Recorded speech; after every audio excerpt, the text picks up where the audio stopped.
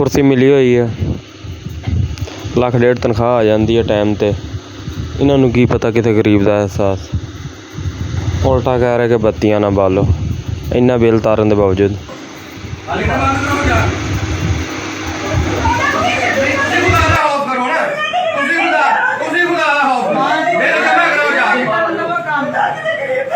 कोई गरीब नहीं है, गरीब तो बाकी सवाल ले ले आने को मन आगे वाली बात है बिजली माई किसी इस्तेमाल करनी है ना उनको पूछेगा बिजली रोज पूरे तरीका चल रही पक्का तरीका चल रहा तो बिजली का बिल का कितने काम तो ना कर फायदा ना देना फायदा बात में करना लेकिन बिगाड़ ना